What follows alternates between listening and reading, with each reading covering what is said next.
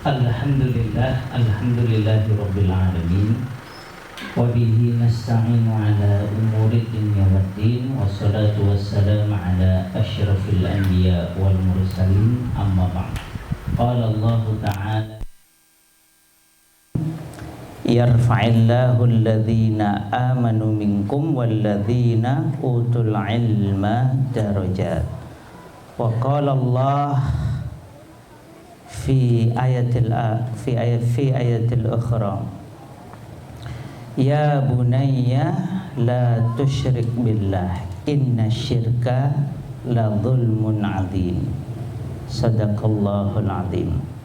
Alhamdulillah Bapak-bapak, Ibu-ibu, pada kesempatan kali ini kita nglajengaken ikhtiar kita untuk thalabul ilmi. Thalabul ilmi, kata Rasul, fariidatun ala kulli muslim. Dan Rasulullah juga ingatkan tunkahul mar'atu li arba'.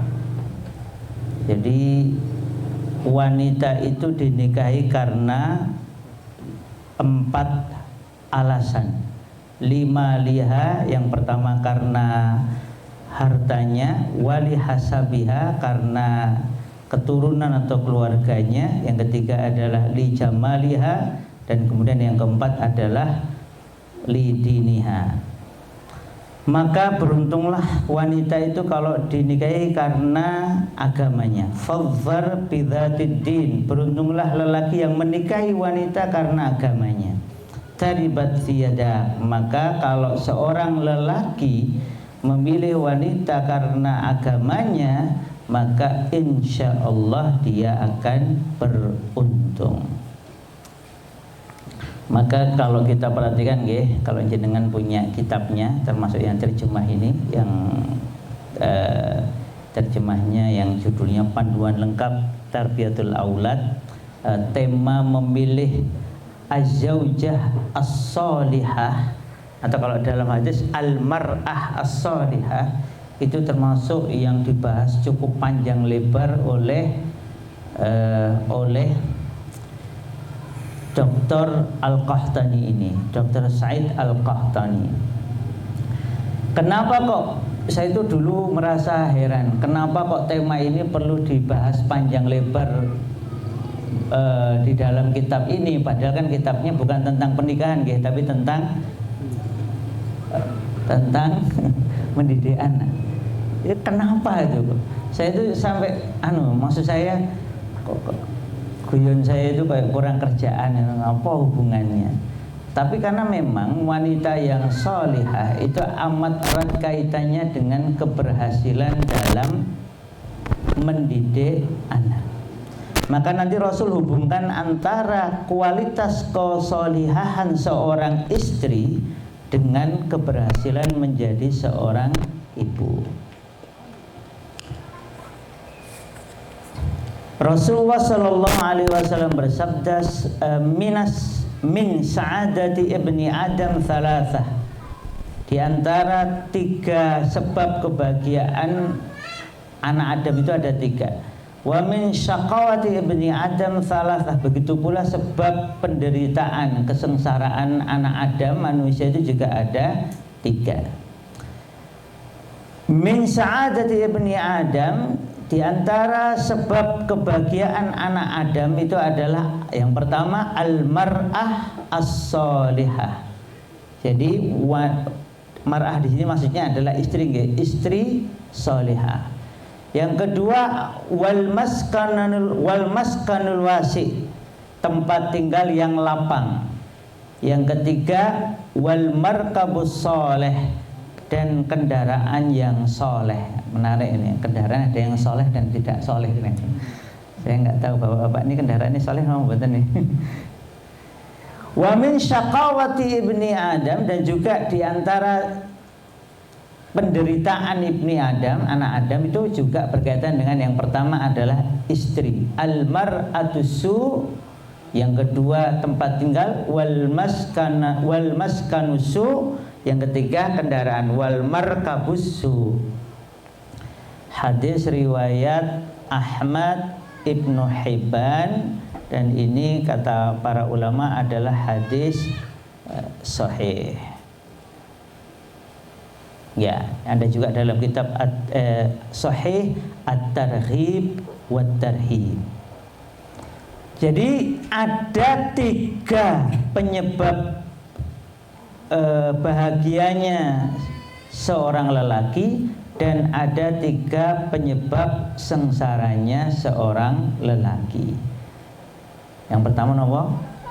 Istri, yang kedua tempat tinggal, yang ketiga kendaraan. Jadi kalau bahagia berarti istrinya solehah, tempat tinggalnya lapang. Lapang ini kata ulama bukan masalah luasnya, tetapi ya mencukupi untuk keperluan keluarga.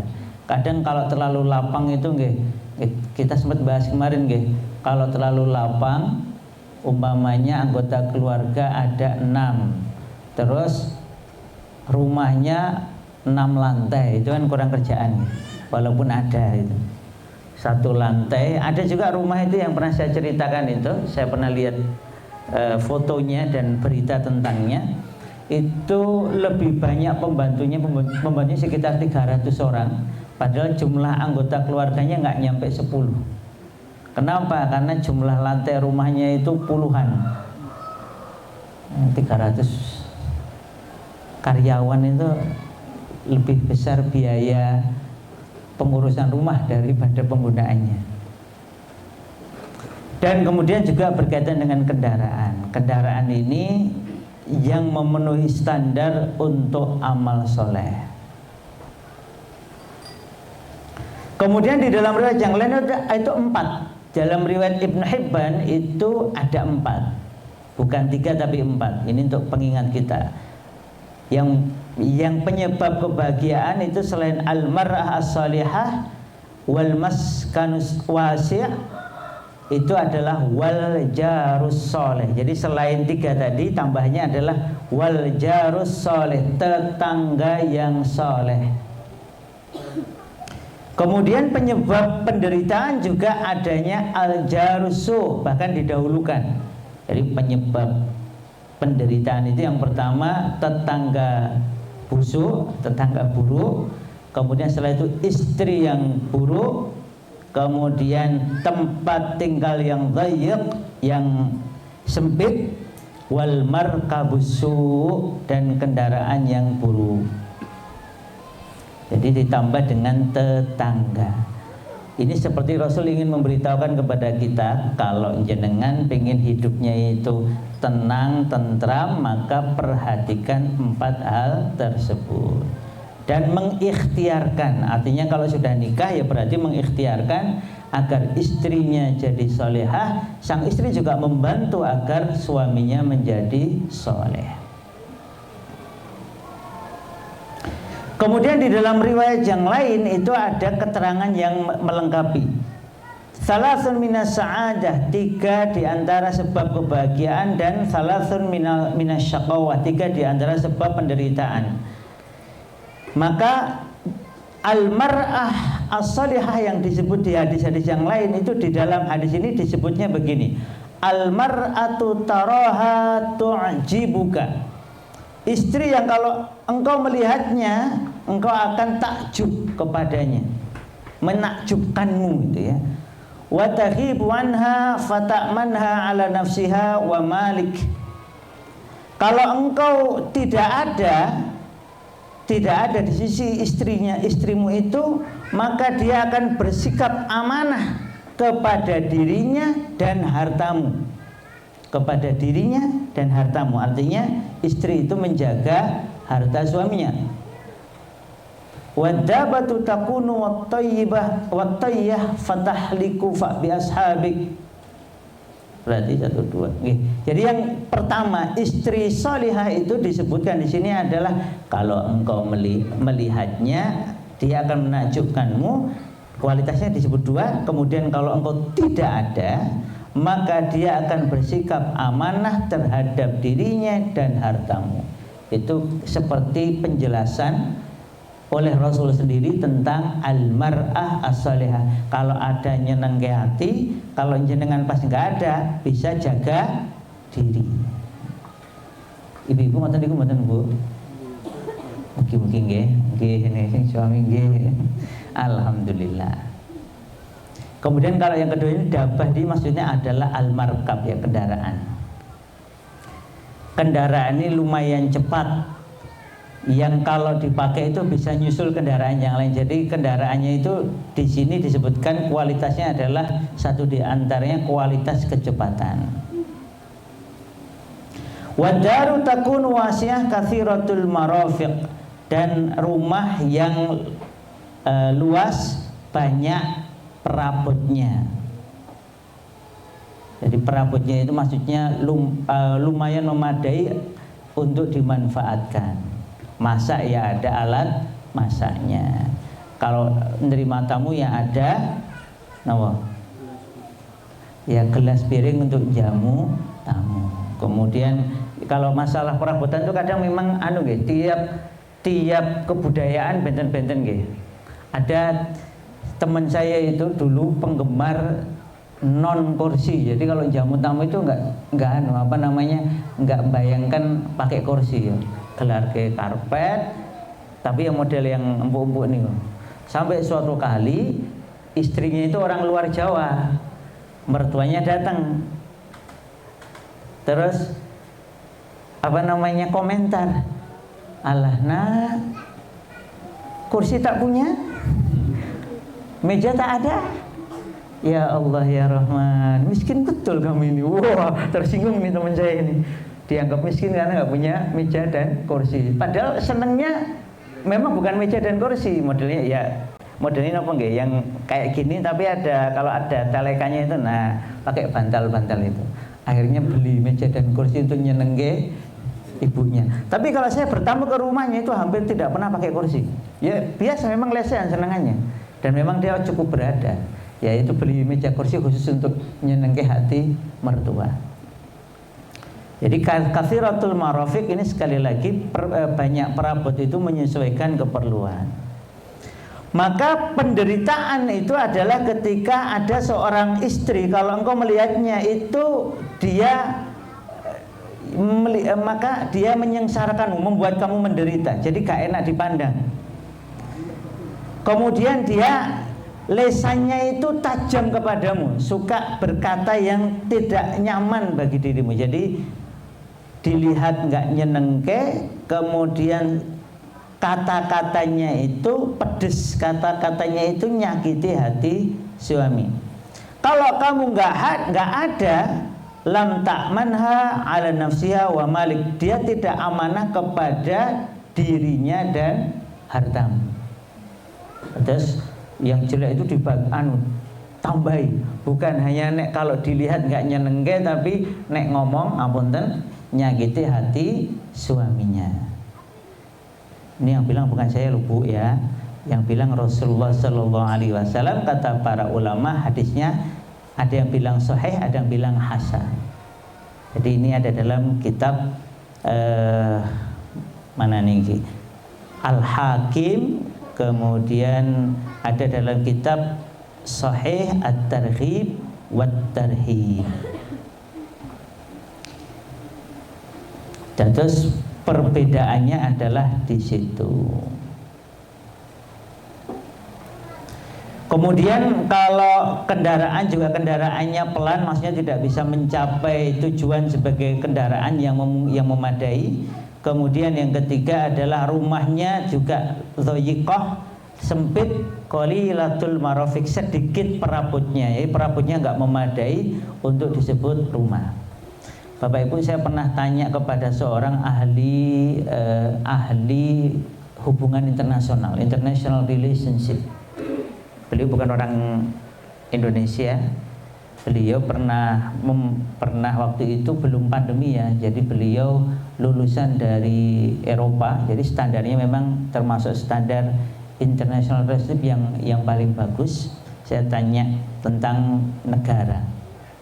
Negara itu disebut mandiri itu kapan Prof? Karena beliau profesor, saya panggilnya Prof. Beliau belum bisa bahasa Indonesia waktu itu, nggak tahu sekarang ya, karena sering ke Indonesia sekarang. Itu beliau ya pokoknya ngobrolnya waktu itu kalau nggak Inggris, Arab. Lalu beliau menjawab begini, negara itu disebut mandiri itu kalau 100% 4 hal dipenuhi dari dalam negara tersebut. Ini mirip seperti ini ya, jadi ingat karena konsepnya mirip seperti yang Rasul bikin untuk keluarga. Yang pertama adalah keperluan makan dan minum. Itu nggak perlu ngimpor, semuanya terpenuhi. Jadi untuk memenuhi warga negaranya itu bisa dengan dari dalam negerinya sendiri. Jadi kalau pakai bahasa guyon diboikot, tenang saja, nggak ada masalah. Karena semua sudah tercukupi, makan minum tercukupi. Yang kedua, kalau sakit itu sudah tercukupi obat serta perangkat medisnya. Ya, obat perangkat medis itu artinya bukan hanya obatnya nggih, tapi umpamanya dokternya, lalu alat-alat kesehatannya sudah terpenuhi dari produksi internal. Makanya kalau jenengan perhatikan, negara yang kuat itu juga negara yang secara medis kuat. Jadi kalau ada anggota atau warga negaranya sakit, tidak perlu bingung nyari obat atau alat atau dokter dan tenaga medis keluar. Itu yang kedua. Yang ketiga itu ini, saya juga baru nyadar, itu berkaitan dengan transportasi. Jadi bisa memindahkan seluruh warganya dengan alat-alat transportasi bikinan sendiri, baik itu yang pribadi atau berdua ya, kayak sepeda, motor, sampai yang memang massal. Massal itu dicontohkan oleh beliau itu adalah public transport, bis, kalau darat ya kereta, kemudian pesawat, macam macam, sampai kemudian kapal induk. Karena kapal induk ini penting ternyata. Jadi karena untuk memindahkan orang beserta perangkatnya itu bisa menggunakan apa yang ada di negara tersebut sendiri. Makanya negara yang kuat itu biasanya punya kemampuan memproduksi transportasi sendiri. Jadi kan nanti saya baru sadar setelah beliau menyampaikan itu, oh pantas waktu itu dari Pak Harto itu ingin menuju kepada swasembada transportasi. Bukan kan Pak Harto swasembada pangan, produksi dokter juga diperbanyak waktu itu. Kemudian masuk ke swasembada transportasi. Maka yang dilakukan oleh B.J. Habibie itu cerdas sekali memang. Semua pakar sepakat. Yang nggak sepakat adalah Indonesia itu nggak boleh maju. Kalau Indonesia maju, dia akan menjadi negara paling kuat di regional Asia Tenggara. Dan itu nggak disetujui oleh, wah ini bahaya ini. Ini akan terjadi kebangkitan Islam, karena waktu itu Yusuf Habibie itu memang to the point-nya cenderung ke Islam. Maka jenengan bisa lihat di zaman beliau itu ada produksi massal semua alat transportasi, dan yang keempat militer. Karena setelah makanan dan minuman, kemudian medis, yang ketiga itu adalah transportasi, yang keempat adalah militer. Negara itu bisa mempertahankan diri ketika diserang. Maka memiliki kemampuan untuk memproduksi alat-alat militer maupun tenaganya. Nah, urusan tenaga kita sudah terbukti tak terkalahkan dalam tanda kutip ya. Karena ketika Belanda didukung oleh sekutu menyerang berkali-kali, minimal yang terjadi 2 ya, makanya disebut sebagai masa revolusi kok fisik, betul ya? Maaf, bukan. Revolusi fisik, kemudian nama Pak Yusuf yang penggemar sejarah, revolusi fisik, kemudian revolusi apa itu? Yang pakai kebangkitan nasional, setelah itu revolusi kemerdekaan, setelah merdeka itu ada revolusi apa namanya? Ya fisik ya, betul ya? Yang kemudian kita perang. Ini memang apa namanya pembagian beberapa tahapan perjuangan kemerdekaan Indonesia. Nah, saat itu kita tahu dengan kondisi ala kadarnya saja Indonesia bisa bertahan dari gempuran Belanda. Lah, satu di antaranya karena memiliki ilmu perang gerilya. Saya punya bukunya itu, Pokok-pokok Perang Gerilya. Sekarang buku ini menjadi buku bacaan resmi hampir semua militer dunia. Amerika karena pernah gagal di Vietnam ya kepepet baca. Uni Soviet pernah gagal di Afghanistan juga kepepet baca. Sudah selesai. Karena ini sudah dua superpower sudah keok semua dengan strategi gerilya. Belanda dengan sekutunya juga gagal di Indonesia. Hampir 7 bulan loh kita ini berjuang dalam kondisi ngos-ngosan. Tapi ketika tentara ini bertahan dan tidak terjebak oleh berbagai cara liciknya musuh, kemudian Sudirman bahkan dengan tenang di Pacitan. Ya dengan kalau mau ke sana juga saya tanya orang Pacitan ya susah untuk naik ke sana. Itu saking cerdasnya Sudirman memilih markas gerilya akhirnya. Nah, jadi 4 hal ini tadi menjadikan negara itu mandiri. Maka memang kendaraan ini tidak bisa diremehkan dalam kemandirian nasional.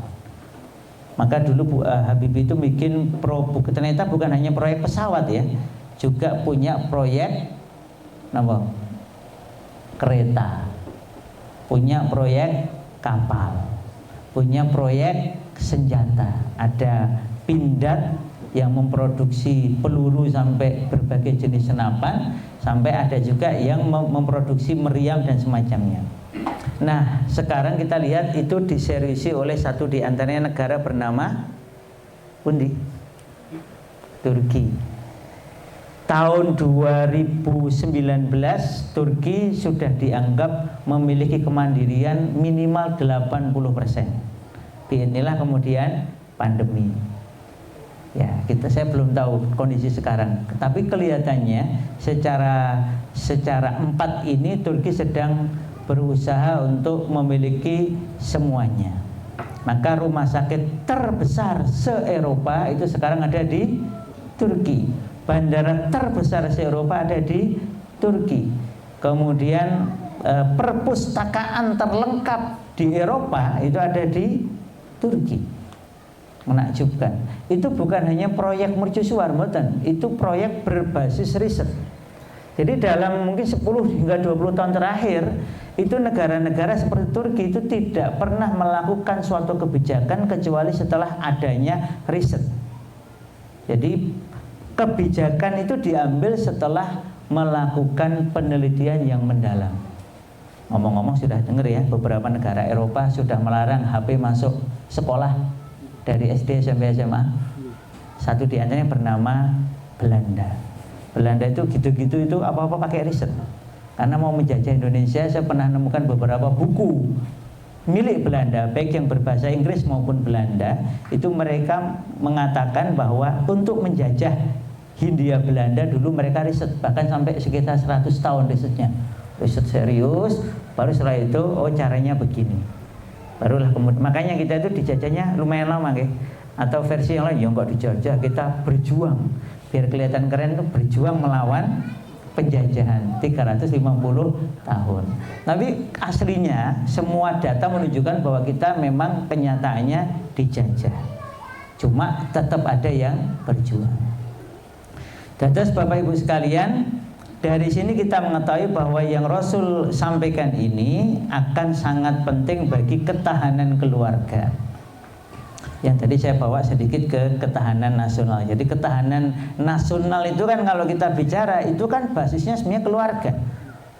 Saya pernah ngobrol dengan tim psikologi UGM, timnya Bu Diana itu, yang ngobrol sama Mbak Diana Setiawati. Satu di antara yang ditekankan oleh tim ini, CPMH Center of Public Mental Health-nya UGM itu adalah bahwa kalau negara mau kuat, maka keluarga harus kuat.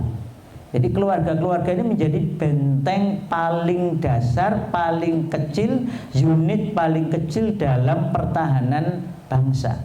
Karena kalau keluarga ini kuat, insya Allah bangsanya kuat. Jadi kita kata beliau jangan pernah menyepelekan ketahanan keluarga. Makanya CPMH pernah bikin sekian program sampai sekarang setahu saya tentang ketahanan keluarga. Kemudian dari Anas bin Malik dari Rasulullah Sallallahu Alaihi Wasallam, man razaqahullahu imra'atan salihatan faqad a'anahu ala syatri dinih falyattaqillah fi syatril baqi. Sesiapa yang telah Allah beri rizki istri yang salihah, Allah telah menolongnya dalam setengah agamanya, maka bertakwalah kepada Allah dalam setengah yang lainnya. Ini kata At-Tabarani dan kata Al-Hakim ini sahih. Nanti ada perbedaan di kalangan para ulama, tetapi sebagian ulama tetap berpendapat ini minimal hasan li ghairihi. Sehingga dengan pendapat hasan li ghairihi ini seperti Al-Albani katakan ini bisa dipakai. Jadi kalau jenengan bapak-bapak dapat istri yang solihah, Allah telah menolong jenengan dalam setengah agama. Makanya dikatakan menikah itu menunaikan setengah agama. Itu ternyata syaratnya bukan menikahnya. Kalau menikahi istri solihah. Kalau menikahi istri nggak solihah, itu namanya bukan menunaikan setengah agama. Itu mungkin malah ngerusak setengah agama mungkin. Karena itu tadi kembali ke standarnya Rasul, bahwa satu di antara sebab penderitaan adalah istri yang buruk. Maka kalau ibu-ibu ini sudah menjadi istri yang solihah, maka ketahuilah ibu-ibu jenengan sudah menolong setengah agama suami jenengan. Maka bertakwalah hai para lelaki, hai para suami pada setengah yang lainnya. Maka wazaujah as-salihah ya saknu li zauj. Istri yang salihah itu adalah ketenangan bagi suami, wa harthun lahu, dan sawah ladang bagi suami. Artinya gini, suami itu akan tenang secara batin dan tenang secara lahir karena ada pelampiasan ya, memang betul nih, cara melampiaskan yang halal dan thayyib itu ada dengan adanya istri, sehingga mencegah suami dari hal-hal yang buruk, hal-hal yang Allah benci. Wahya syarikatu hayatihi wa rubbati baitihi wa ummu auladihi. Dan dia adalah teman hidupnya. Syarikat itu bukannya teman ya, berserikat dalam kehidupan sang suami ini. Kemudian adalah penjaga, pengelola rumahnya dan ibu dari anak-anaknya. Jadi teman hidup, kemudian penjaga, pengelola rumah, dan ibu anak-anaknya. In salahat salahal aulad, wa in fasadat fasadal aulad. Jadi kalau si istri ini salihah, baiklah anak-anaknya. Nah ini hubungan. Jadi oleh Al-Qahtani ini dihubungkan, istri yang salihah itu kayak istri ya, itu akan bikin tenang suaminya dan menjadi jalan pelampiasan yang halal thayyib bagi suami.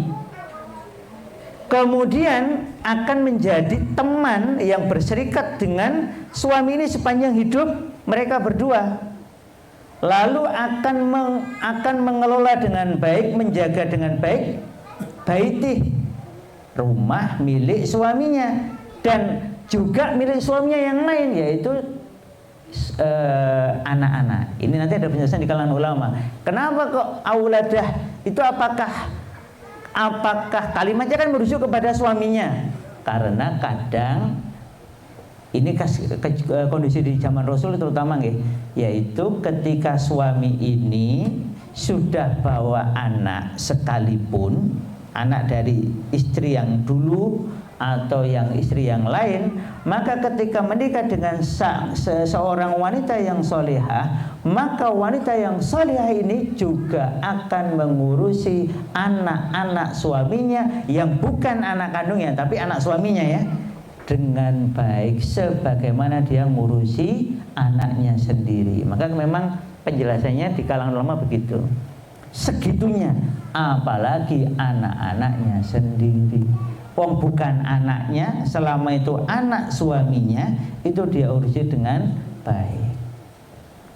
Maka inilah yang menyebabkan amat sangat penting dan strategisnya ikhtiar menikahi az-zaujah as-salihah. Kalau sudah menikah, ikhtiar mendidik, membina istri agar menjadi salihah. Oleh karena itu, wa min ajli hadza, dan karena sebab ini, raghaba al-Islam fi ikhtiyari zaujah as-salihah. Islam itu mendorong para lelaki untuk bersungguh-sungguh. Ikhtiar ini sebagaimana mengatakan berusaha yang terbaik untuk mendapatkan az-zaujah as-salihah. Karena seorang ibu, dia akan menjadi sekolah pertama dan utama bagi anak-anaknya, yang dengannya akan menjadikan suatu bangsa itu mulia, bangsa yang kuat, dimulai dari para wanitanya yang bisa mendidik anak-anaknya yang kelak akan menjadi warga atau penduduk dari negara tersebut. Apa yang dimaksud solihah di sini? Ini dipertegas oleh Dr. Al-Qahtani. Ini pertanyaan umum, guys. Solihah itu kayak apa? Nek menurut Al-Qahtani, solihah ya allati tuhafidhu ala diniha, yang senantiasa menjaga dinnya, agamanya, wa akhlaqiha, dan akhlaknya. Akhlak itu jamak dari khuluq. Khuluq jamaknya akhlak. Sesuatu yang telah tertanam kuat di dalam jiwa sehingga muncul tanpa usaha. Jadi muncul tanpa usaha. Kalau masih perlu usaha itu berarti belum akhlak. Itu masih dalam ikhtiar. Tapi kalau sudah tanpa usaha, ya sudah, keluar gitu saja. Itu namanya akhlak, karena sudah tertanam dengan kuat.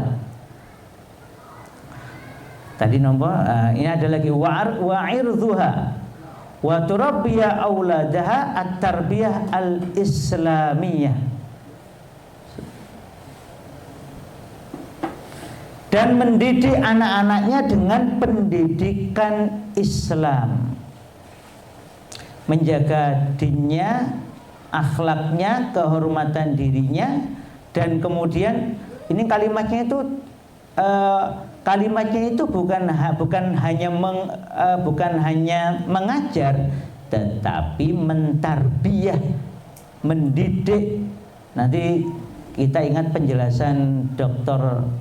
Aswaid bahwa mendidik, mentarbiyah itu adalah syai'an fa syai'an, sedikit demi sedikit.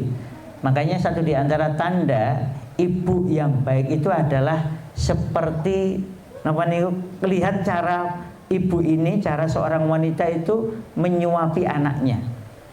Karena dijelaskan oleh para ulama itu kalau nyuapnya benar niku langsung banyak apa langsung sedikit? Sedikit, dan tenang, menyesuaikan kemampuan anaknya. Tapi kalau ibunya itu enggak, mohon maaf nggih, tidak memiliki kelayakan mendidik, itu ya kadang nyuapnya kebanyakan atau kesedikitan atau disambi sambil apa itu sambil nonton HP kalau sekarang atau yang lainnya. Itu kelihatan. Satu di tandanya adalah dalam menyuap anak, karena kata tarbiyah itu sering digambarkan seperti menyuap anak pelan demi pelan sesuai kemampuan anak, syai'an fa syai'an. Maka dia mengatakan qalilan fa qalilan, sedikit demi sedikit sesuai kemampuan anak menyerap ilmu. Dengan apa? At-tarbiyah al-islamiyah, bukan at-tarbiyah. Makanya kalau ada ibu sudah senang luka pengasuhan, itu sudah enggak solihah. Yang bilang bukan saya loh ya. Jadi standarnya Al-Qahtani, begitu pendidikannya tidak lagi islamiyah, pakai luka pengasuhan, pakai inner child, pakai multiple intelligences, pakai apa lagi?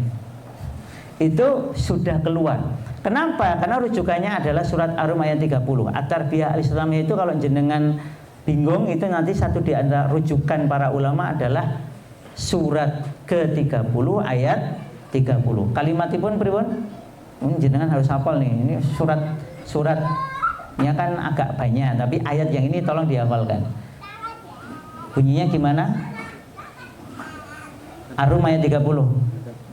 Ya, itu apa? Arabnya, nama Arabnya. Harus hafal Arabnya ini. Jadi hafalan para orang tua. Karena ini pengingat penting bagi kita. Depannya apa? Fa. Ada fa-nya ya.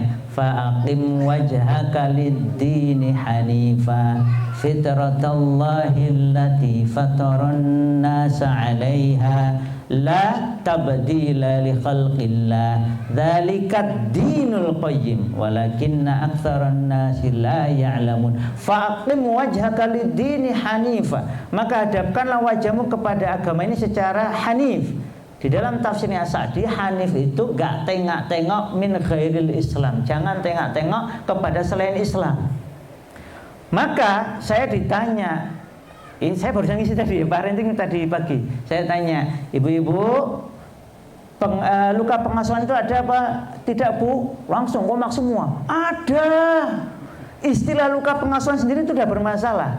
Oke, saya sebenarnya jawabnya pengen, ya memang ada Bu bagi orang-orang kafir. Karena kenyataannya yang mengomentari itu, yang bikin teori, kok teori ya, waham luka pengasuhan, anak itu harus luka ketika dilukai. Jadi kalau anak itu kecewa kepada bapak atau ibunya, itu langsung dianggap luka pengasuhan. Loh, mana ada yang enggak terlukai loh.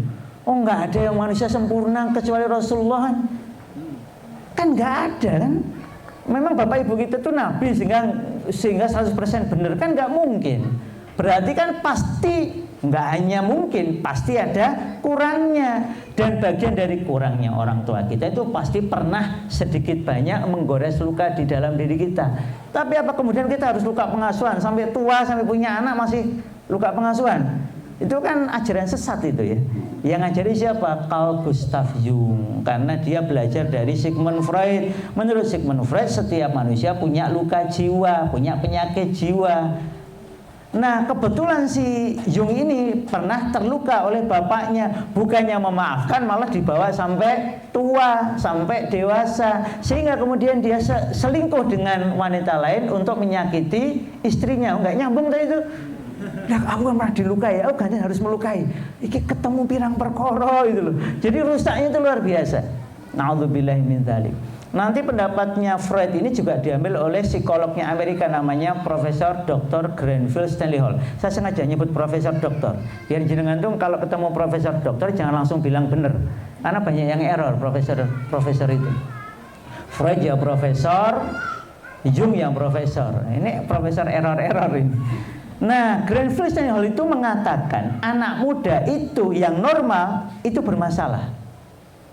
Anak muda, jadi ini beda-beda urusan ini. Freud bilang semua manusia, Jung bilang anak kena luka dibawa sampai tua. Nanti kalau Granville Stanley Hall bikin teori sendiri, bikin waham sendiri, anak muda pasti bermasalah.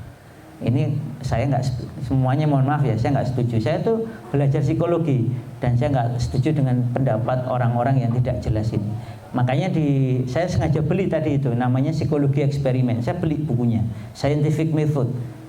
Karena menurut orang-orang psikologi ilmiah, teori-teori, bukan teori, mereka punya waham-wahamnya para tokoh ini itu bermasalah, tidak terbukti secara ilmiah. Sengaja saya beli ya, biarin dulu ini. Mereka sendiri sudah menolak komentarnya 3 profesor yang itu tadi, kemasukan syahwatnya itu untuk marah-marah itu. Terus Bapak Ibu sekalian, dari sini kita mengetahui bahwa sekali lagi kalau disebut solihah, terutama ibu-ibu itu kalau jenengan menjaga agama, akhlak, kehormatan jenengan dan mendidik anak-anak jenengan itu dengan at-tarbiyah al-islamiyah. Jadi begitu menggunakan metode non-Islam yang bertentangan dengan Islam, maka jenengan sudah dianggap keluar, tidak lagi solihah. Ini juga berlaku untuk bapak-bapak. Begitu bapak-bapak memakai pendidikan non-Islam yang itu bertentangan dengan Islam, Lah habis itu saya kan dicurhati sama guru, habis orang tuanya itu bilang luka pengasuhan lah, belajar inner child lah, macam-macam. Gurunya gantian, padahal gurunya itu alumni sekolah PAUD dari kampus Islam. Apa yang dia pelajari? Bukan riset ilmiahnya Subredekam. Ini dianggap maha gurunya PAUD. Nggak kenal Subredekam, Bu? Nggak kenal, Ustaz. Lah, kalau perlu saya pinjami bukunya, Bu. Saya punya bukunya. Memang saya punya buku aslinya Subredekam. Malah kenalnya teorinya Sigmund Freud yang tidak teori itu. Kemudian kenalnya itu tadi dia nyebut sinten nggih. Oh, Montessori. Montessori ini juga bermasalah. Error nih ya, sebagiannya perlu kita cermati ulang. Karena cara dia menyikapi anak kan kalau kita bandingkan dengan standar Rasul jauh sekali. Nah, artinya tidak ada Islamic Montessori, tidak ada bangkai dikasih label halal jadi halal ya. Harus clear, Montessori sampai meninggal setahu kita kan tidak pernah jadi muslimah Maria Montessori itu. Jenengan mempelajari itu harus dengan fair. Tetapi ingat, menurut para ulama kalau jenengan menggunakan metode-metode non-Islam itu jenengan tidak disebut solihah. Karena syarat menjadi solihah adalah mendidik anaknya at-tarbiyah al-islamiyah, pendidikan Islamiyah sesuai standar Islam. Makanya tadi saya menyebut ayat tadi untuk memperjelas bahwa yang memang begitu perintah Allah, fa'aqim wajhaka lid-dini hanifa. Kita ini sudah tergesa-gesa menganggap agama ini kurang, sehingga sinaune nggak tenanan, hafal Qur'annya belum, baca tafsirnya ya belum pernah khatam, baca hadis-hadis pendidikan juga belum, baca apalagi syarah-syarah hadisnya. Saya sampai akhirnya beri beberapa kitab tentang tafsir, contohnya kalau di Quran ya, tafsir pendidikan Islam. Karena itu riset doktoral tentang pendidikan Islam menurut Al-Quran. Baru beli nih, belum khatam. Kalau yang sedang dikhatamkan di pagi itu ya Pak Wahyu, yaitu yang 20 kerangka pokok pendidikan Islam. Jadi ada 20 hal yang membedakan pendidikan Islam dengan non-Islam. Dasarnya beda, tujuannya beda, asasnya beda, metodenya beda. Itu ada 20 poin. Meskipun beberapa poinnya agak kecampur juga itu sama metode non-Islam, tapi ya kalau kita sudah biasa akrab dengan buku-buku pendidikan Islam, kita tahu bahwa ini nggak tepat. Namanya masalah bakat itu nggak penting. Jenengan nanti kalau di situ kan kecampur, kita harus memperhatikan bakat anak. Enggak, kalimatnya Rasul bukan bakat. Nanti saya bacakan, kebetulan habis ini pas ada itu. Dadas ngaten nggih. Ini sekali lagi saya ulang, solihah itu adalah menjaga dirinya, akhlaknya dan kehormatan dirinya, serta mendidik anak-anaknya dengan pendidikan at-tarbiyah al-islamiyah. On clear. Maka kalau ibu-ibu pengen tetap solihah, didiklah anaknya hanya dengan at-tarbiyah al-islamiyah. Fa'aqim wajhaka lid-dini hanifah. Itulah satu-satunya cara untuk menjaga agar anak kita itu tetap alal fitrah, tetap di atas keimanan. Kan kalimat setelahnya kan fa'aqim wajhaka fitratallahi allati fataran nas 'alaiha la tabdila. Itu kata ulama itu bermakna khobar, la tabdila, tidak ada perubahan. Artinya fitrah anak itu tetap akan ada, tidak akan hilang, tidak akan bertambah, tidak berkurang. Ini sesuatu yang menetap. Kemudian yang kedua kata Ibnu Katsir adalah perintah la tabdil, jangan ubah. Artinya kalau pengen anak tetap di atas fitrah, fitrah itu adalah maksudnya keimanan, dinul Islam ini, maka tidak bisa tidak hanya dengan cara Islam. Jadi untuk menjaga keimanan ya harus dengan cara pendidikan Islam, tidak dengan cara yang lain. Makanya kalau di dalam hadis tentang al-fitrah, kullu mauludin yuladu 'alal fitrah, ma min mauludin illa yuladu 'alal fitrah. Nanti gabungannya itu pasti fa'abawahu. Yang pertama apa? Yuhawidanihi. Maka kedua orang tuanya lah yang menjadikan anak-anaknya menjadi Yahudi. Makanya tadi saya sebut Freud, Jung, Hall, semuanya Yahudi dan matinya dalam kondisi kafir. Artinya kalau kita ikut ini, was mau ustadz manapun mengatakan bla bla bla atau profesor manapun bla bla bla, itu sudah kalau kita ikut Rasul berarti memang sudah dikabarkan Rasul zaman dulu. Kalau jenengan abai, maka ngikuti metode-metode kayak luka pengasuhan itu menjadikan anak jenengan akan berperilaku, bersikap, hidup seperti Yahudi. Au yunasironi atau seperti Nasrani. Au yumajisani atau seperti Majusi. Makanya kalau ada teori atau ada pendapat atau ada apapun metode psikologi dan sebagainya, jangan cek siapa penelurnya. Dia Yahudi, Nasrani, Majusi, kafir, nama syirik, karena itu disebut Rasul 5 hal ini. Ini dia kategori yang mana? Kemudian di mikiasnya mana? Mikiasnya, parameternya mana? Pendidikan Islam yang basisnya dari Quran dan hadis-hadis Rasul. Kalau bersesuaian dengan ini boleh dipakai karena standarnya harus sesuai dengan at-tarbiyah al-islamiyah. Kalau tidak bersesuaian maka jenengan harus meninggalkannya. Kalau tidak pasti anak jenengan akan terjebak seperti yang Rasul kabarkan. Ini kan Rasul kayak bikin peta pendidikan. Kalau jenengan pakai metode Islam halal fitrah. Tapi kalau pakai metode non-Islam, ya nanti kalau nggak jadi seperti Yahudi, ya seperti Nasrani, seperti Majusi, atau seperti orang kafir, atau seperti orang syirik. Ini disebut di hadis-hadis tersebut. Na'udzubillahi min dzalik. Terus ngoten nggih. Maka sekali lagi bersungguh-sungguhlah di dalam mempelajari metode pendidikan Islam. Kemudian ini ada bait syair. Kalau bait syair saya harus baca terjemahnya. Saya agak ragu-ragu kalau syair itu. Enggak usah mawon nggih. Itu hanya memperjelas mawon. Ini mana nih? Manzuma al-Baihani fi tarbiyatil banin. Bagus ya. Ada ya para ulama kita itu untuk memudahkan ngajarkan pendidikan itu ada yang bikin nizam, bikin nazam, bikin nazoman syair. Rawa an-Nasa'i fi wa ghairi bi sanad sahih dari Abu Hurairah radhiyallahu anhu. Qala Rasulullah sallallahu alaihi wasallam khairun nisa man idza nazarta ilaiha sarratka. Ini penjelasan lebih detail lagi menggunakan hadis yang lain. Jadi saya awal membaca ini bacaan saya ketiga kalinya baca kitab ini. Sekali lagi tadi saya sudah cerita, saya itu heran kenapa kok dadak panjang lebar. Ternyata mengumpulkan hadis-hadis yang semakna lalu kita gandeng-gandengkan itu memberikan kita gambaran menurut versi Rasul sendiri dan para sahabat apa yang dimaksud sebagai al-mar'ah as-solihah tadi. Ini ada penjelasan lebih detail lagi.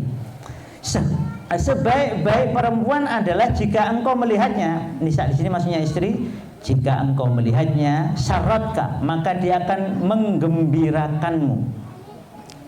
Wa idza amartaha ata'atka, dan jika engkau memerintah istrimu itu, dia akan mentaatimu, taat kepadamu. Wa idza aqsamta 'alaiha abarratka, kalau engkau beri bagian kepadanya maka dia akan berbakti kepadamu. Wa idza khibta 'anha hafizatka fi nafsiha wa malik, dan kalau kamu tidak ada dia akan menjaga dirinya, kemuliaan dirinya si wanita ini dan hartamu. Mari kita lihat satu demi satu nggih. Yang pertama sekali lagi sama. Ini nadhara yang zuru itu sebagian ulama mengatakan lebih kuat daripada ro'ayaro. Karena nadhara itu memperhatikan. Jadi kalau kita cuma lihat biasa itu ro'a. Tapi kalau lihatnya dengan teliti, dengan memperhatikan itu nadhara. Fangzur itu berarti perhatikan dengan seksama. Jadi bapak-bapak nanti silakan istrinya diperhatikan dengan seksama nanti malam ya. Diteliti itu. Pokoknya diperhatikan dengan seksama. Kira-kira nyenengke mboten? Jenengan lihat itu nyenengke mboten? Kemudian kalau jenengan perintah, ini makanya ini pendapat sebagian ulama. ada, mohon maaf ibu-ibu, ketaatan pada suami itu ada batasnya nggak Bu? Bu? Ada. Batasnya apa Bu? Kata para ulama tidak ada batasnya. Karena kalimatnya Rasul, wa idza amartaha ata'atka. Pokoknya kalau suami perintah harus taat. Nah, nanti yang tidak boleh kalau melanggar syariat. Tapi kalimatnya Rasul kan bukan ini. Kalimatnya pokoknya kalau diperintah harus manut. Tapi kalau nanti dibalik lagi, kalau suami, sebaik-baik kalian adalah yang paling baik kepada istrinya. Jadi ini jangan dibolak-balik ya. Istri jangan berperan sebagai suami, suami jangan berperan sebagai istri. Kan salah kita itu kan kebolak-balik. Suami, ingat hadisnya. Sebentar, jenengan suami itu hadisnya bukan itu. Itu hadis untuk istri. Ketaatan itu enggak ada batasnya. Sampai-sampai kata Rasul, kalau tidak dilarang, aku akan meminta kalian sujud kepada suami kalian. Karena enggak ada batasnya. Baru tidak boleh ketika melanggar syariat, atau kalau kalimat ulama itu adalah ketika bermaksiat kepada Allah. Karena la ta'at li maksiatil khaliq, tidak ada ketaatan dalam maksiat kepada khaliq. Tapi ingat, itu hadis untuk para ibu, para istri. Untuk para suami hadisnya bukan itu, Pak. Hadisnya adalah khairukum li ahli. Sebaik-baik kalian yang paling baik kepada keluarganya. Nanti dikata para ulama pertama adalah kepada istrinya. Maka Rasulullah SAW itu bagian dari ridho kepada istrinya. Kalau pulang ikut asah-asah, umbah-umbah, isah-isah, nek perlu olah-olah. Jadi Rasul itu biasa jahit bajunya sendiri, membersihkan, biasa sekali. Nah sekarang jenengan tinggal dicek, nah, kira-kira kayak gitu nomor. Terus itu hadis untuk istri itu jangan dipakai untuk jenengan. Jenengan hadisnya adalah jenengan perilakunya harus terbaik para suami kepada istri. Karena itu adalah amanah dari Allah yang jenengan bawa sampai akhirat. Bahkan menasihati istri, ada satu ayat itu tentang teguran Allah kepada sahabat yang marah kepada istrinya. Istrinya itu ngapain ketika sahabat ini mau berangkat hijrah, itu istrinya itu gondeli. Jangan Pak, nanti pokoknya alasannya macam-macam. Akhirnya si suami ini nggak jadi berangkat. Sampai kemudian dia terlambat sekian tahun. Baru kemudian ketika Makkah sudah futuh, barulah si suami ini baru bisa belajar Islam dengan mendalam. Ketinggalannya lama sekali. Marah betul ini si suami ini kepada istrinya, gara-gara kamu aku itu ditegur oleh Allah. Padahal sudah segitu saja itu, kata Allah, jangan, kamu maafkan. Kenapa? Karena begitu itu sudah terjadi kan. Kalau sudah terjadi ya dimaafkan dan diperbaiki bersama-sama. Terus kesalahan yang fatal semacam itu pun suami yang soleh diperintah untuk memaafkan. Apalagi cuma nggak bikinkan kopi, nggak masake, itu kan biasa. Ini juga peringatan bagi saya ya. Jadi kalau nggak dibikin kopi, ya bikin sendiri. Ya gitu aja, sederhana. Saya itu kalau ingat itu masih ingat simbah saya dari ibu itu sabarnya luar biasa, nggak pernah marah. Langsung saya ingat, wah salah saya banyak banget itu. Simbah itu, dan itu yang cerita bukan istrinya, alias simbah saya. Kalau cerita istrinya, ya simbah saya bilang gitu ya, mbah mulanang kile ratau nesu. Tapi semua anaknya juga ngalami. Simbah kakung itu nggak pernah marah kepada mbah putri. Jadi kalau pulang, mohon maaf waktu itu belum ada kendaraannya, simbah saya itu orangnya mohon maaf anti kholwat. Daripada kendaraan umum ketemu wong wedok mending melaku. Tapi konon katanya punya ilmu seipi angin. Ngetasnya ilmu seipi angin, ilmu yang bisa terbang itu loh. Katanya loh ya, saya nggak tahu. Ibu saya pernah ngalami. Ini bukan saya cerita ini karena versinya mutawatir. Saya nggak tahu, orang-orang dulu itu aneh-aneh mungkin ya. Jadi, ibu saya ini pengalaman ibu saya langsung, merem. Ibu saya kelas 4 SD atau 5 SD merem. Bismillah. Langsung nyampe. Loh, sekarang dibuka. Loh, Ponteng begini Pak, habis neng omah ya hari melaku loh. Ibu saya juga heran, kok iso ya? Itu dan orang kampung ngerti semua. Mbah namanya Mbah Roni gitu. Monggo Mbah, ini naik sepeda, monggo Mbah jalan gitu. Tiba-tiba nyampe sana loh, Mbah Roni sudah, ini tempat tujuannya sama, sudah linggih-linggih, sudah ngopi, sudah loh, Mbah, punket mau Mbah? Oh. Padahal tadi jelas-jelas dilewati naik sepeda. Nah kayak gitu itu saya nggak tahu ya, karena saya itu nggak nemoni Simbah Kakung. Tapi ceritanya itu aneh-aneh gitu. Tapi masya Allah kalau urusan itu tadi kholwat nggak mau. Makanya memilih jalan daripada di public transport itu ketemu wong wedok wis mlaku wae. Nah, Mbah Roni ini satu di antara amalan yang tidak terkalahkan itu adalah satu, tidak pernah marah kepada istrinya. Kebetulan Mbah Roni Putri, saya nyebutnya Mbah Putri itu kerodok galak. Jadi sing kakung itu kalem, badannya tinggi sekali padahal, hampir 2 meter. Mbah Roni Putri itu kecil, putih, cantik kayak putri keraton itu. Wah, memang ayu, tapi nggih gawala gitu. Yang paling ngerti anaknya, karena kalau Mbah Putri marah itu marahnya teganan. Kalau belum ngaji itu anaknya dijamin nggak makan. Baru boleh makan kalau sudah ngaji. Itu standar Mbah Putri itu. Gualanya luar biasa. Nek Mbah Roni yo mesane. Anak itu ya ora apa ya wis, yang penting kok didik tenanan. Karena Mbah Roni Putra itu mbah kaum. Jadi memang dia alhamdulillah ilmu agamanya yang termasuk paling tinggi di kampung.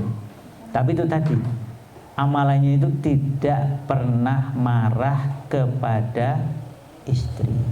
Nanti baru memerintah istrinya itu setelah mau meninggal dunia. Nanti kalau momennya gini, aku digaweke wedang. Itu nanti kalau yang masak air bukan Mbah Roni Putri itu nggak mau minum, Rasido. Terus nanti yang komentar Pak D saya, Bu, niku ngapunten, mbok manggilnya mbok ngapunten niku bapak niku maksudipun ibu ingkang jarang wedang, damel piyambak. Oh alah, ngono to. Nggih, ayo tak gaweke. Baru setelah dibikin yang masak, yang bikinkan baru diminum. Itu terakhir, kira-kira sebulan terakhir baru memerintah Simbah itu, Mbah Putri. Nanti baru kemudian dapat penjelasan.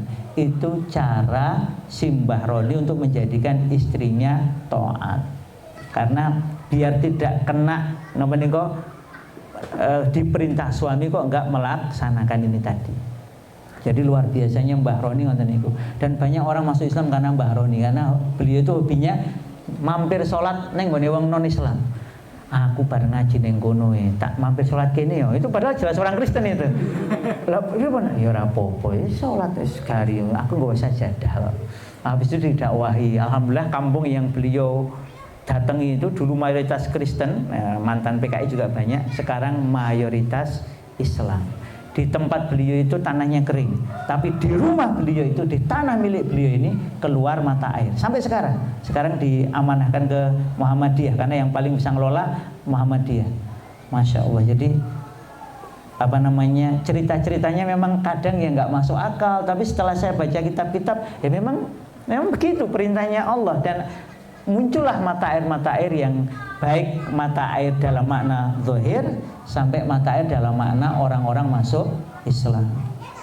Ngoten nggih, dados ibu-ibu perhatikanlah wanita, sebaik-baik wanita itu kalau dilihat suaminya menyenangkan, diperintah taat, kalau diberi bagian, nah ini diberi bagian ini bagian yang niki saya singgung sedikit nggih.